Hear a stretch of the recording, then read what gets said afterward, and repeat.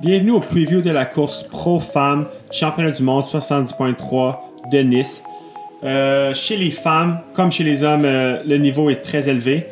Mais chez les femmes, la favorite est beaucoup plus évidente. La favorite est Daniela Ryf à mes yeux. Elle est tellement dominante en vélo que ça va être vraiment difficile de pouvoir la battre. Une autre favorite est aussi Lucy Charles, qui s'améliore à chaque année en vélo et en course à pied. Sa course à pied s'améliore à chaque course. Donc, l'année passée, au championnat du monde en Afrique du Sud, elle a réussi à rouler avec Daniela Ryf quand Daniela Ryf l'a rattrapé. Donc, est-ce que ça va être le cas cette année? C'est sûr que le parcours est beaucoup plus difficile physiquement puis aussi techniquement à Nice. Donc, je ne sais pas les habiletés de Lucy Charles en côte et aussi ses habiletés en descente. Mais c'est clair que Daniela Ryf va pouvoir faire un gros effort sur le col en vélo et peut-être prendre une bonne avance sur Lucy Charles.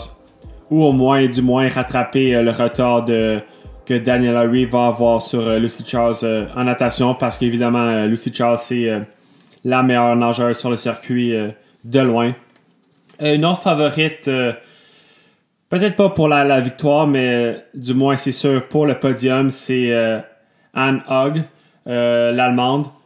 C'est une très bonne cycliste, mais personnellement une excellente coureuse, possiblement la meilleure coureuse sur la start list. Donc, la question, c'est combien de temps elle va avoir de retard au début de la course à pied. Mais si moindrement est assez proche de Ryf puis de Charles au début de la course à pied, mais après vraiment avoir des bonnes chances de faire un podium puis peut-être même de s'approcher de la première place. Donc, Anna Haug est une bonne favorite pour le podium. Holly Lawrence aussi, qui a remporté le championnat du monde 70.3 en Australie. Selon moi, c'est pas une favorite pour le podium, mais peut-être pour un top 5. C'est difficile de savoir son niveau de forme à ce moment-ci. Elle revenait d'une blessure il n'y a pas si longtemps, une fracture au pied. Et son retour n'a pas été très, très dominant, mais c'est sûr qu'avec son pedigree, c'est une des favorites. Il y a aussi Chelsea Sodaro des États-Unis, qui n'est pas aussi bonne en vélo que Daniela Ryf puis Lucy Charles ni Holly Lawrence, mais possiblement une des meilleures coureuses, possiblement la deuxième meilleure coureuse derrière Anna Haug. Chelsea Sodaro a un background en course à pied.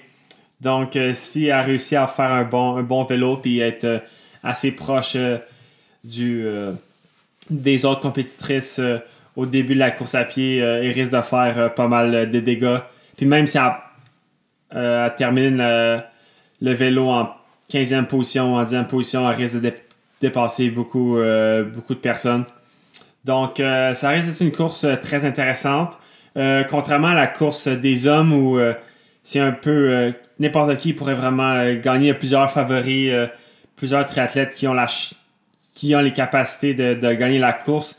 Chez les femmes, c'est un peu plus la favorite est un peu plus évidente. Selon moi, c'est Daniela Ryf. Mais pour le podium, ça risque d'être quand même très intéressant. Par exemple, qui va prendre la deuxième position entre Anna Haug et Lucy Charles. Mais selon moi, le podium, c'est Daniela Ryf, Anna Haug et en troisième position, Lucy Charles. Donc, ça risque d'être une course très intéressante. Le parcours en vélo, à cause du dénivelé, ça rend ça très excitant. Donc, ça risque de faire beaucoup de dégâts, non seulement en vélo, mais aussi, il y en a qui vont peut-être payer le prix en course à pied s'ils ont trop poussé dans le col en vélo. Donc, c'est ça pour mes prédictions. Donc, ajoutez vos commentaires pour votre top 5 ou top 3 du podium chez les femmes.